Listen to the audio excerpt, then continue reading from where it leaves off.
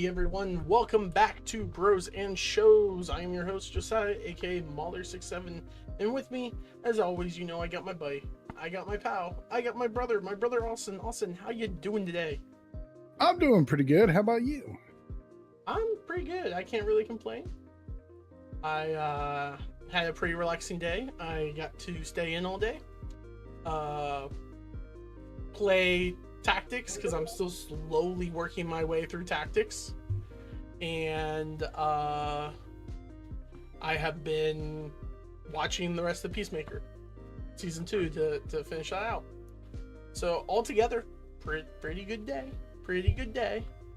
I also we all played Magic on Friday as well. We ordered some of these like random decks online for like $10 or something like that. Like they were $10 commander decks you could buy online, and they're random. So our friend Mike bought 5 of them, so we could do all like random deck or whatever.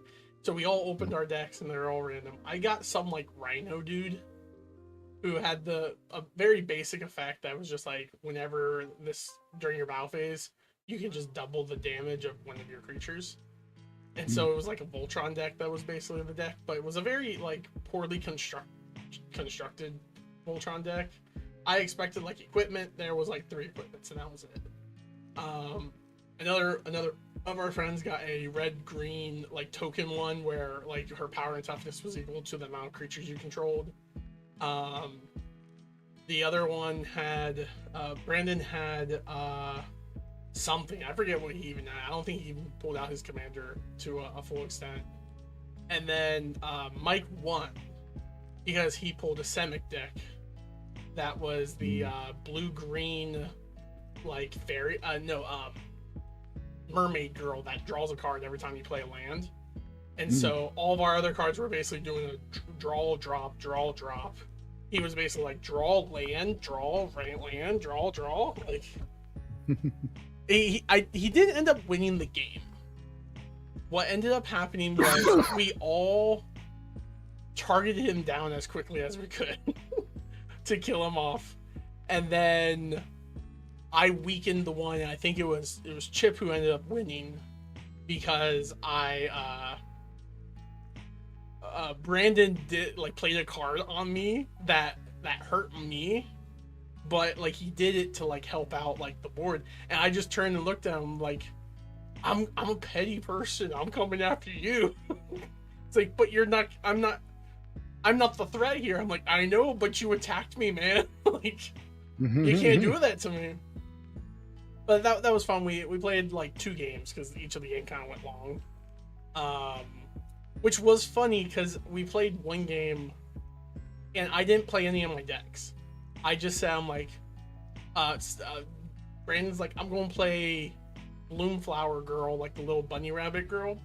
And then Mike's like, oh, I'm going to play one of my what was that set called? The like furry people, the little like animals. It's like Bloomhaven or something like that. Yeah, Bloomhaven. So he's like, I'll play my Bluehaven deck, and then Chip's like, I'll play my Bluehaven deck, and so he's like, oh, you can play one of mine. I have the 2 structure decks, or the 2 precons. Which one you want? I'm like, I don't care. We rolled, and I randomly got the squirrel guy, who like doubles your tokens, or like makes another token of any token you have on the field. If it's a squirrel, it makes 2. And first turn, I played this not first turn, like 3rd turn, I played this some artifact creature that had the effect that whenever I create a food token, a clue token, or a treasure token, I instead create 1 of each. And from the get-go, I just became too overpowered because I could generate a food token every turn, and then I would generate 1 of each. And then the squirrel had the effect that I would tap 2, and I can tap any number tokens I have, and I get mana equal to that token.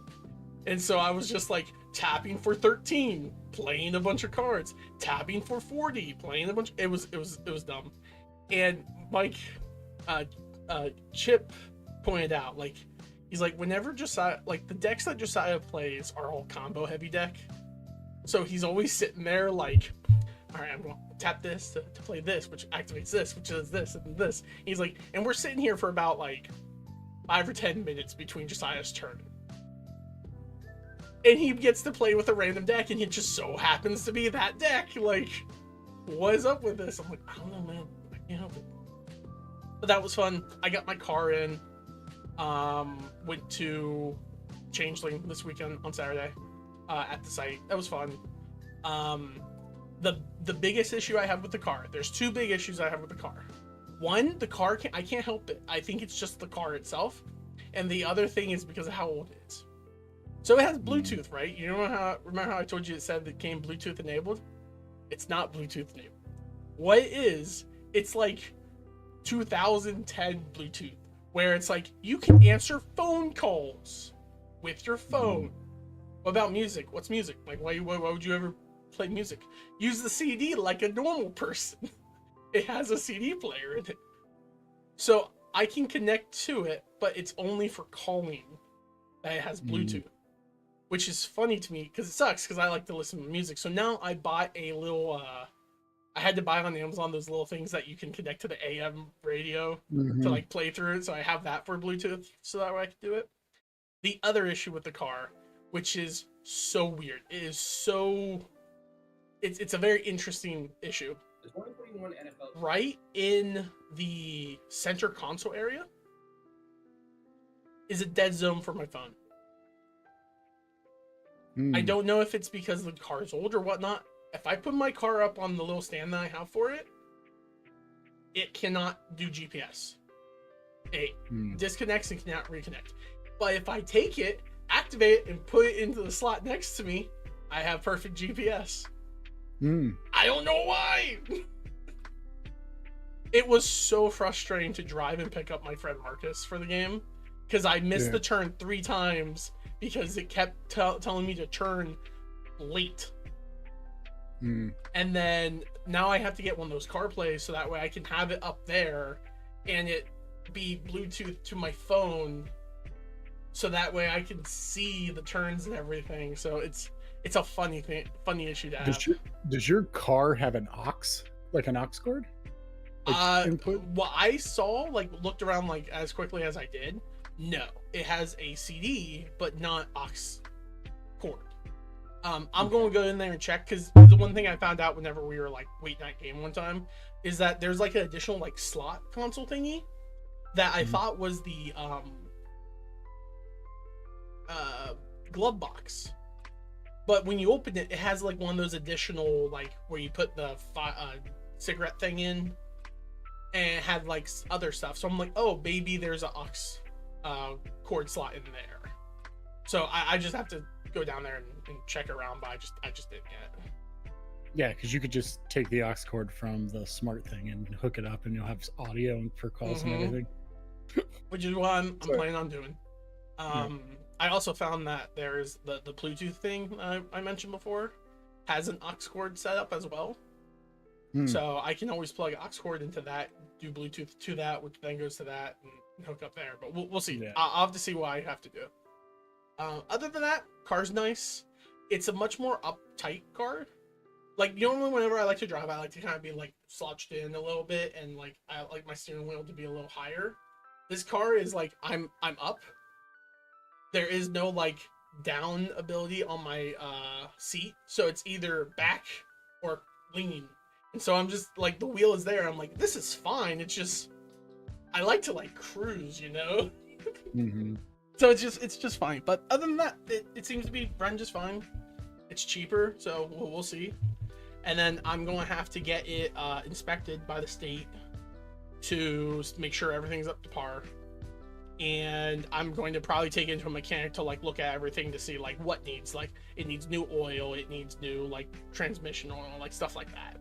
Just to see what needs to be upkept on it to make it working. Because I'm sure while it was in their like care, they were not updating and like fixing all this stuff, or they weren't like replacing the things, and with time it probably like aged out and needs to be swapped out. So I'm not solid. How was your weekend? Also, I'm tired of gabbing. So I had a good weekend. Had a lot of stuff going on because, like, just been doing a whole bunch of stuff. Mm-hmm. Finishing up on some college courses. What else? Been taking care of our dad because he's been in the hospital all for that a couple stuff. days and stuff Yeah. like that. He just came home today. I brought him Mom, home. Mom told me. Yeah. She's like, Yeah. home, and I'm like, I guess I know what this means. Yeah. So, not really too much. Just been really not doing too much really, just playing guitar, getting school done. Are you doing good? You have good grades? Oh yeah, of course. What's really weird about this school though is I can finish a course as fast as I want.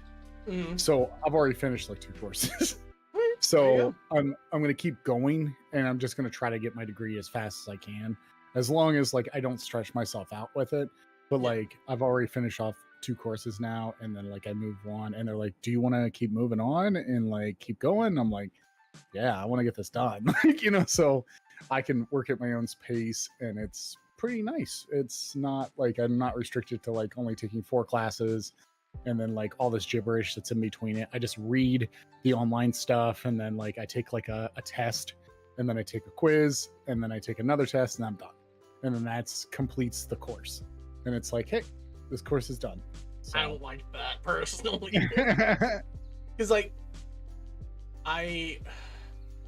it sounds like the same type of stuff that you have us do at work, where like they'll give us like, this is a course for you to like refresh your knowledge of this, and it's like you're either reading a bunch of like slides effectively, or they're doing like videos that they're like they just bomb it information on, and then at the end they give you a quiz on what you just listened to. And I'm like, the issue I have with that is this isn't me learning or retending the information, it's me regurgitating the information that has been spat out to me in the last 20, 30, or 40 minutes.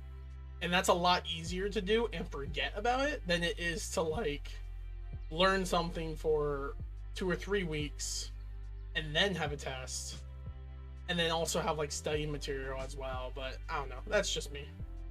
I do that all the time at work, and I do not retain a lot of what I remember from work. Which I probably shouldn't say. But if you're able to learn that way, then more power to you, Yeah, it doesn't distract me from like, being like, oh my gosh, this is taking too long. It's more of like, hey, I can get this done. It's over. Like, I don't have to worry about, hey, I gotta wait for a couple more weeks. And it's just getting to a point where like, I can just go through it at my own pace. I don't have to worry about, oh man, I have a test. I have to take it this week. Everyone's taking it. It's more of like, I can take the test whenever I feel like it, when I'm ready for it. And so like, there's been like multiple times where I like sat back like this week and was like, I'm not going to take this test until like probably Friday. I was like, I need to like keep that information in my head and ready to go. And then I took the test and I aced it. So I was like, yeah, good. This is great. So I'm excited about college because it's going by a lot faster. I'm probably going to get stumped sooner or later. That's just how it is. That's college life. But yeah, that's pretty much all I've been doing. Playing guitar because I love playing guitar. And that's pretty much it. I didn't get to play any Magic this week. Everything that's been going on and stuff, I kind of like put that forward then before anything. And I ended up watching like a bunch of movies that I've been, so like I really do this during the spooky season. I hold back on some of the movies I've never watched before that people have recommended me, where they're like, hey, you should totally watch this film, you'll love this. So like I'll go back and like watch them, and I'll rewatch a movie that I haven't seen in a long time. So like yesterday I finished up Frighteners with Michael J. Fox, and it's about like him seeing ghosts, and it's got Jake Busey in it. I don't know if you know who Jake Busey is. If you watch Starship Troopers, you've seen Jake Busey. He's the guy that looks like Guile. Yeah, so that's him. He plays like a murderer. Is that like the brother of John Busey? Gary Busey. It's his son. It's his son. He was Oh, also in Stranger Things. I forgot that he was in that. But I watched that movie, and then I was like, all right, what's the movie that someone recommended me? And this movie is very surprising that people are like, you've never watched that? And I'm like, yeah, I've never got around to it. because the director for this film I do not like. I never liked him anyway, so when I found out that he made this movie, but people are like, this is his best movie, and I'm like, I get that, but like, I don't like Joe Schumacher. I was like, the first Joe Schumacher experience I've ever had was Batman Forever, and that movie's okay, but it's not like, I know what you're saying. You're like, movie ever. I don't know what you're talking about. and he also did Batman and Robin, which is awful. It's terrible. If the Bat wants to play, we'll play. But so it's called Lost Boys, and it stars like I'm surprised Corey you never watched I've it. never seen Lost Boys until to be fair, I never watched Lost Boys until 3 years into playing Vampire the Masquerade. Because everyone in that like series is always like, whenever they want to talk about like, well, this is how I like to play the game, or the world I like to set in whenever we play vampires, they'll use movies as references, and Lost Boy is one of the movies that they reference all the time. And I'm just like, I've never seen it. I think I watched it around the same time that you put Near Darker as well. That probably makes sense. Near Dark, I love Near Dark. I think it's like one of those diamond in the rough movies. I actually enjoy it. For fans it's who not like, the greatest. It's not a great lore. No, it's not. It's like, just a fun 80s film. It's like someone being like, I really like Dracula, that came out in 2015, the one where it was like all combat oriented and everything, and it's like, Untold. Yeah, Dracula Untold. Thank you. You knew exactly what I was talking about. So Dracula is like, I love Dracula Untold. It's so much better than Bram Stoker's Dracula, and it's just like, I watched Dracula Untold, and I was just sitting there being like, this isn't lore accurate. There was, it's not accurate at all. But I will say this about Dracula Untold. Series, I love Dracula Untold's one thing they did in that movie, and that is, I've always thought about it. I was like, why don't they just try to get Dracula in a place that would be really bad for him to play in, to fight in, and then they do it with all the gold, silver. All the silver coins around him, and then they fight. And I was like, yeah, that's a smart man. He's like, hey, silver, they hate it. What if he fell on silver? That was good. That would be a but really the rest good of the movie idea. Was not good. Awesome. That movie was supposed to set up Monsters Universe, and it wasn't good. That would have been a really great thing to do if vampires were like weak to silver. Yeah. They're not weak to silver. That's not really a thing technically. Werewolves are the one that are weak to silver, but people mix them up for some reason. Yeah. I'm sure there's probably some lore somewhere that like has it mixed up, and that's why. Yeah, I've been watching that, and then I started watching this anime that we're gonna actually be doing here soon, because I've read about it. Like, you know how I am. I like historical stuff. Yeah. So I'm watching this anime right now, and like I'm going through it, and I can't stop watching. It's called Vinland Saga. And it is about Finland. Like, it's about like the whole Vinland Saga for Norse, and it's like Japanese anime. Somebody from Japan did an anime about the Finland Saga, and I was like, I have to watch this. So I've been watching it. I was like, dude, this is great. I like this. So like now I'm like hooked. I'm almost done. There's only 2 seasons, but they're 24 episodes, and they're like 35 minutes long. Yeah, which you're like, it's a normal classic. Yeah. Not so like overall, newer age anime, but classic, yeah. Yeah. So like that's something I've been like, oh man, I'm gonna make Josiah watch this because I really enjoy this anime, and you like anime. So I totally thought you were going to say that you started watching Hentalia, and I was like, oh no. Nope. But you like history, Austin. I've told people have told me about that, and I don't know. I don't know how I feel about it. You remember when we were like kids in like the church that we used to go to, and like the girls were like super into it, and we were like, what is this? It's like, this is Germany. It's like, okay, no, I'm out. Yep. That was crazy. Yep. No, that'd be cool. Yeah. Whenever you get to that, I'd love to watch it. Yeah. All right, Austin. I think without further ado, speaking of Germany, let's go ahead and talk about this week's show we watched, Austin. PeaceMaker Season 2. Austin, what did you think of PeaceMaker Season 2? The last season of PeaceMaker. Is it confirmed this is the final season? James Gunn Oh. has confirmed that there's going to be no more Peacemaker like seasons. This is the end of Okay. the show, But but he'll probably be. Peacemaker will still be part. Like Yeah, that he makes has sense. confirmed that he is a huge part of what's about to happen. Okay. Which I have a lot of insight on everything because I know the comic book behind Peacemaker and stuff. I will say with this show, I like this season. I thought it was great. I enjoyed it. Dude, I don't know how you feel about the intro, but I love the intro. It's been stuck in my head for the last like couple days, like ever since I've been listening to it.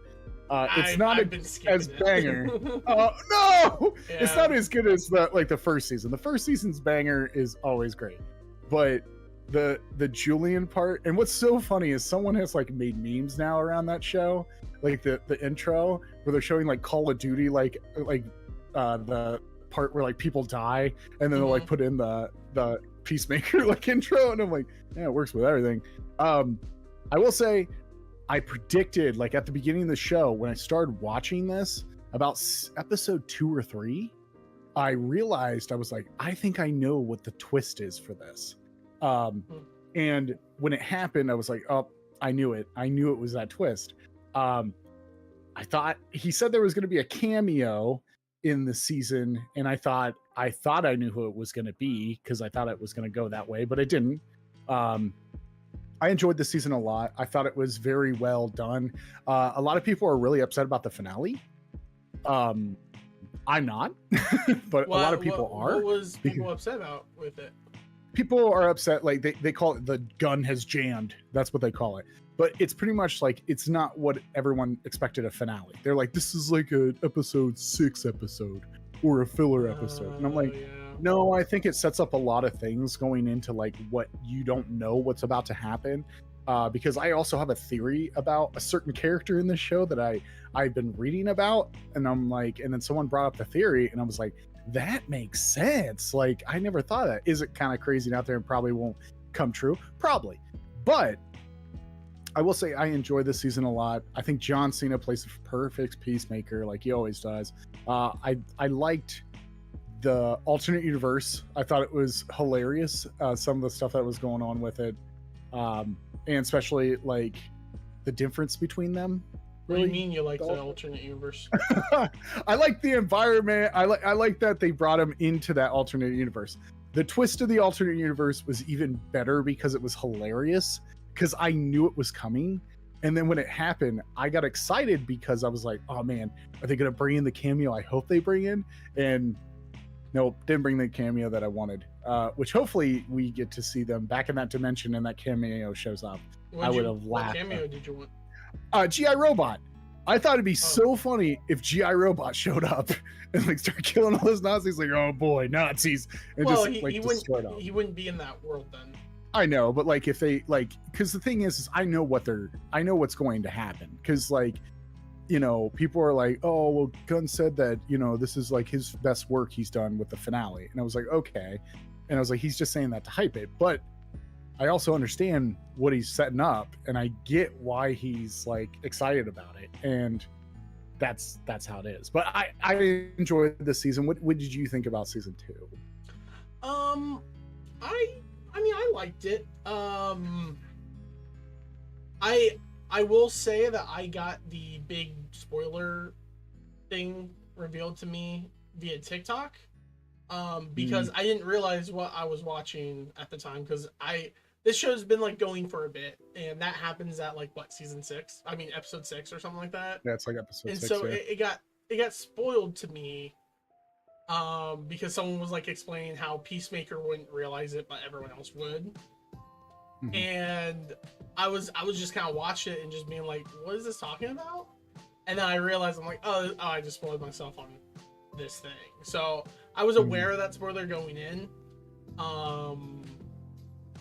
So like I didn't have like a big like, oh my gosh. And like I did think it was funny when it revealed. It's like they literally have a mural over there of Hitler. And he's like, how did I miss that? Like that was a funny like pushover, right? But yeah, like I liked the season. I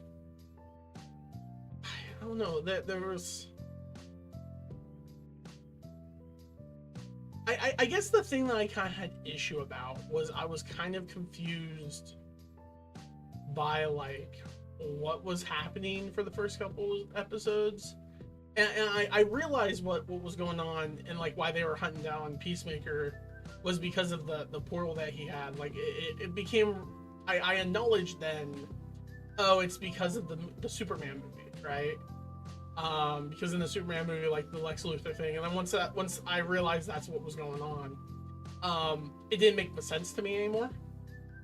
Because the issue is that they're like, oh yeah, we're arresting them from having this thing, right?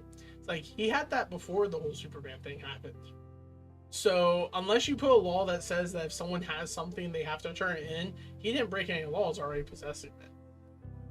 And so it's like that's an interesting thing, but I think I really enjoyed the whole cast this season. I think last season I cared more about Peacemaker and Vigilante than anyone else, but this season I think they did a great job of balancing the whole cast and like really get to see like the different characters kind of like acting muscles flex.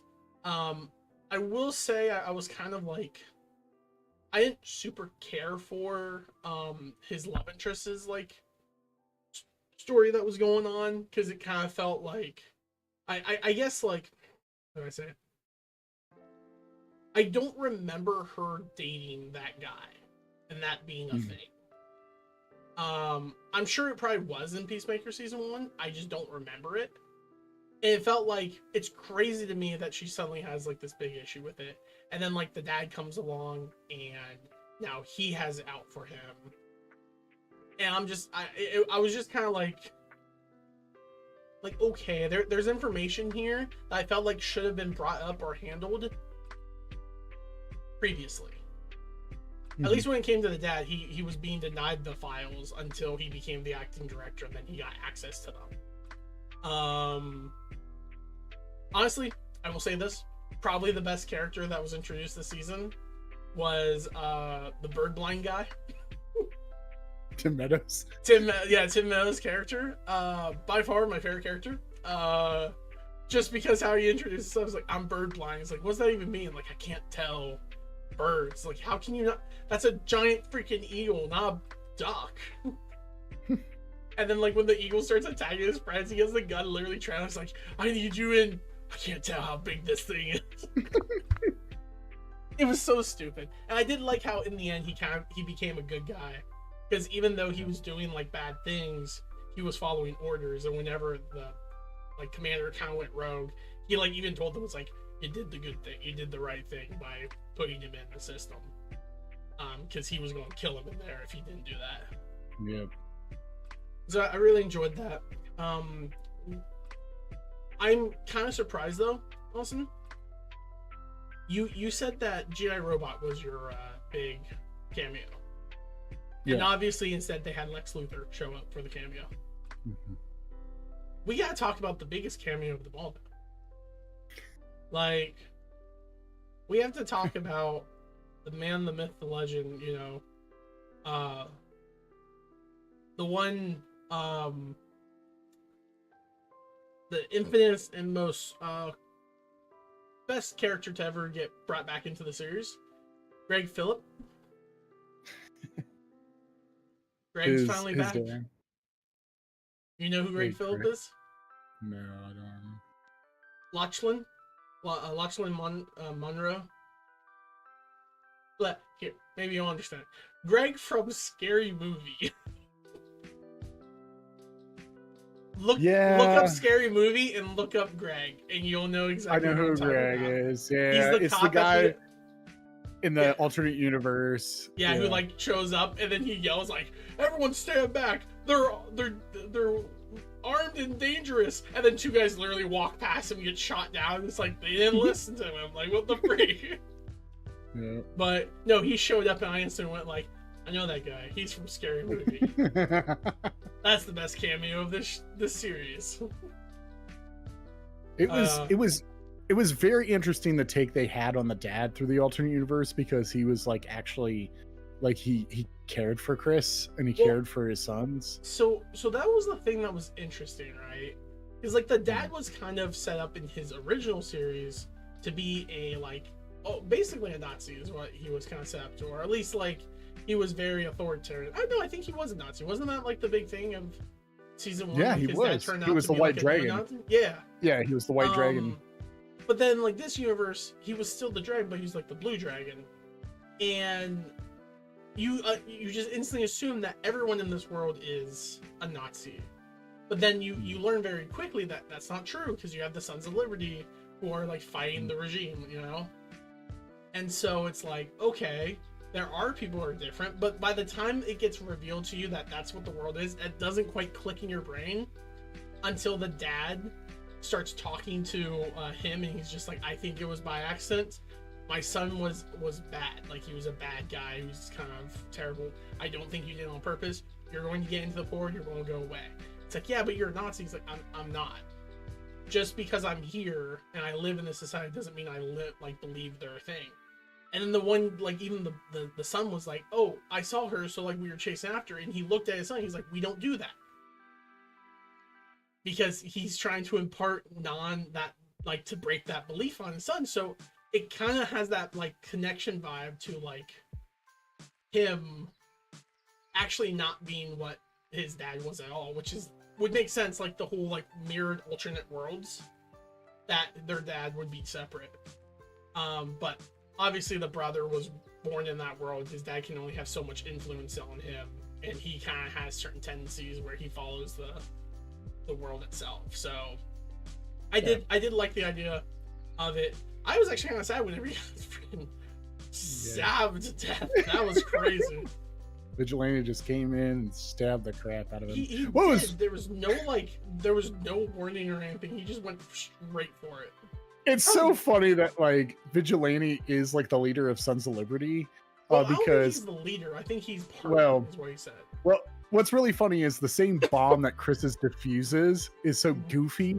How they diffuse it, you just unplug everything. But like if you watch when Vigilante meets Vigilante, the same bomb is on his workbench. Yeah. So I'm guessing he's the one that makes the bombs, and they're just so stupidly easy to like diffuse. To be fair, like it makes sense. Like if you remove all the wires going to the explosive packs, it won't be able to send the fuse to the explosive packs. Now, granted, normally there's like a trigger that like if you pull out preemptively, it triggers it, but whatever, right? I will say I don't think it was our Vigilante that killed his dad. I think it was their world's Vigilante who killed his dad. Yeah, I think so. Just because he like said like I hate Blue Dragon and all. So like when he saw Blue Dragon, he probably went in for the kill, not caring about the others. He was just there to kill. Yeah. Which I very much enjoyed that. And I know like there was talks online of people being like, is our Vigilante actually the one that's with us? Or is our Vigilante stuck in the other world?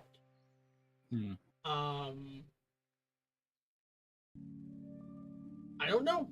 I think they kind of make it kind of revealed, because like our Vigilante gets shot,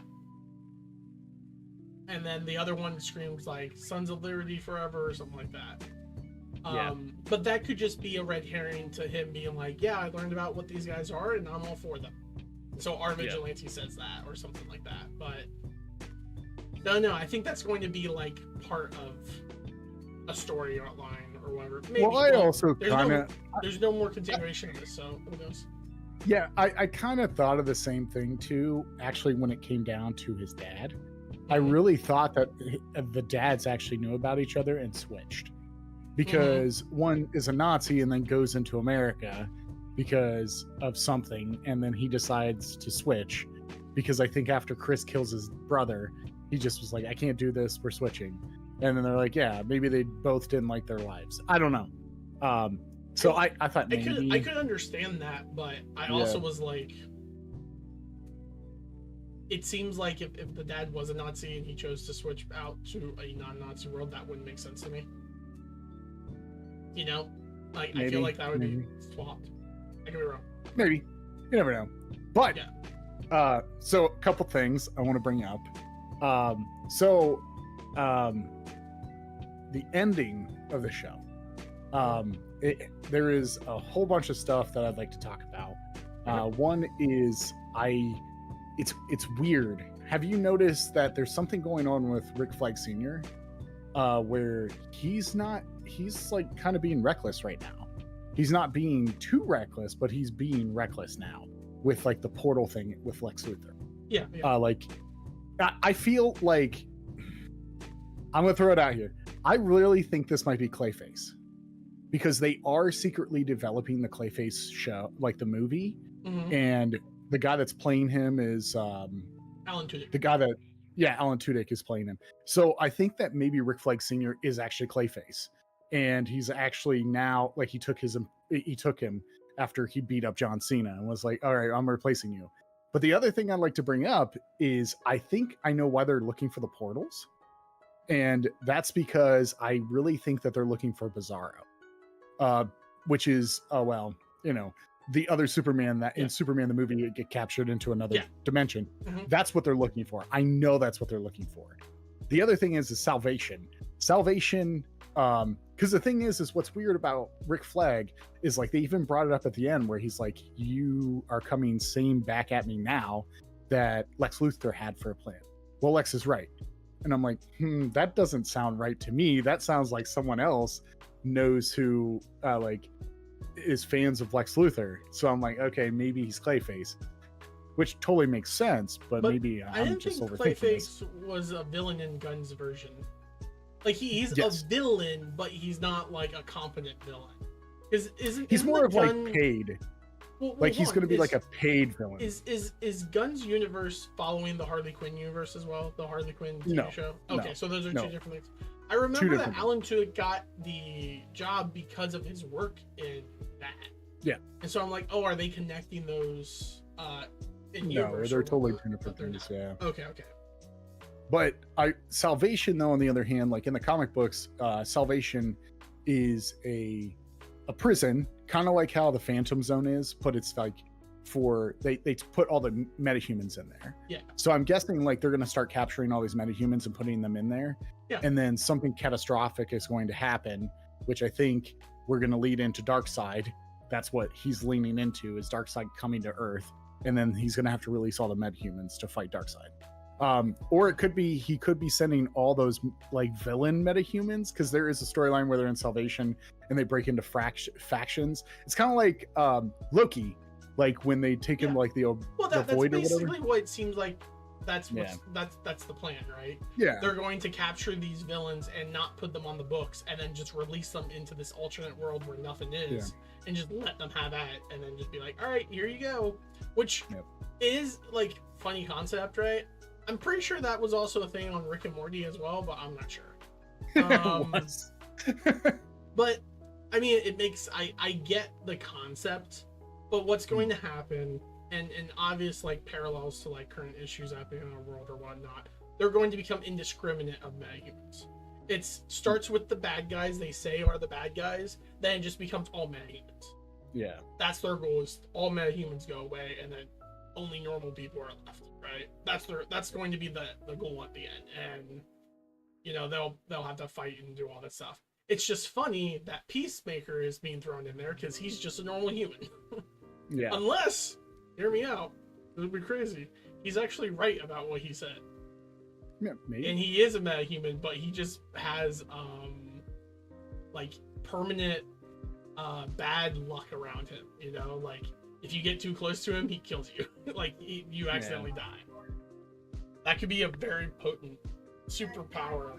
He just has to become friends with all the bad guys so that they all just die off. That, and I also think they also set up Checkmate, which is, it's... I didn't know what that was, but obviously it's like their agency, right? Yeah, so like it looks like, so Checkmate in the comic book was like Amanda Waller's like off-brand of like the Suicide Squad. Okay. It was like the metahumans that were kind of like, like the Flash, and like, they weren't really very well. It wasn't like the Flash. It was more of like, like the lower metahumans, like PeaceMaker, and a couple other people. Mm-hmm. But this time it's not Amanda Waller that's running that. It's like this organization that's going against Argus and whoever that is. And I think this is what's going to lead to like, the Justice League in a way, because the thing is like I think because I think Checkmate's going to be those people that are like siphoning like good heroes through like an organization so that they can join the Justice League. Maybe. I know this is totally setting up because the name of the new Superman film is like the date something of tomorrow or something like that, and that's kind of the same. It's the Bizarro thing, I think, but it does set it up. Supposedly James says it this season finally sets up the new Superman film, which comes out next year. So we'll see with that. I don't know, we'll see, because what movie comes out next year? The new Superman film. Already? Yeah, the new one. The new one just came out this year, right? Yeah, it did at the beginning of the year. I think it's called Man of Tomorrow. It's called Man of Tomorrow, I think. Oh no, it's actually scheduled to release in 2027. But that makes more but sense. they're filming it right now. Yeah. You're Superman, like Man of tomorrow, and I was like next year. I'm like, what? They're releasing a movie each year? That's crazy. Oh no, so I forgot. Okay, so Supergirl comes out this year, coming up, like in 2026, and then the new Superman film. So, because Supergirl, they have to explain her whole thing that's going on with her, because I already know what's going on with her, because like it kind of heavily explained that in the movie. But they're gonna do a movie of her, which is the girl from House of Dragon, and then they'll go back to Man of Tomorrow, the sequel. But supposedly this is supposed to set up Man of Tomorrow, so we'll see. We'll have to see, and maybe the Clayface movie will come out next year sometime or something like that. It's just part of Gunn's universe, so we'll see. Yeah. I mean, I've been enjoying Gunn's like stuff he's been producing. Like, I liked the Creatures, Creature Commanders, I think is what it's called. I enjoyed that. I liked the new Superman movie. This was good. You know, the last season was good. So, we'll see how he goes about this, because I think he's doing a pretty good job. I just hope they are getting the viewership that they want to be able to keep doing it. Yeah, supposedly it's getting the viewership. So it's people like the show, and I don't know. It's weird that the James Gunn is only going to do like 2 seasons of this, because it is actually good, and it's hard. It's hard for me to go from like loving MCU to like really enjoying the DC right now, because the DC I think has turned like a better leaf now on like their films and their TV shows. So, you know, so I'm pretty excited to see what that leads to now. So hopefully we get to see it soon. I'd like to see more. So yep, I agree, and we'll be excited to see what comes next whenever it happens. So awesome. Next week, because it is the spooky season, to do more stuff, we did Wednesday. We're going to do a show that I like, that you know of.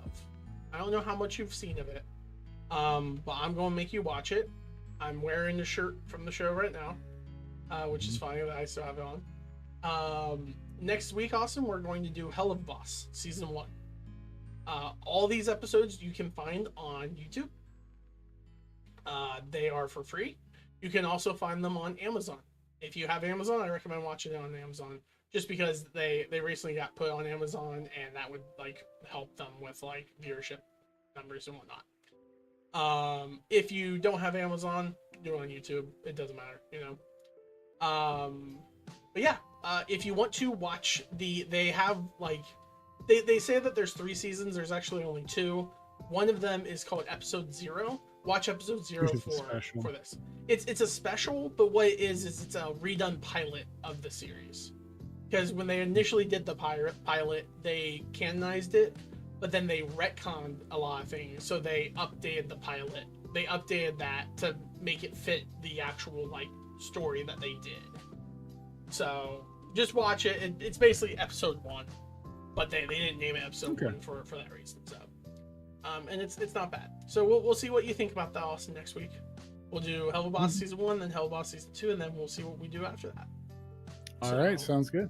All right, Austin, I want to thank you so much for joining me on today's episode of Bros and Shows. Had a lot of fun. And Austin, I want to thank you so much for joining us, and I want to thank all of you guys for so much for stopping by and tuning in. Bye bye.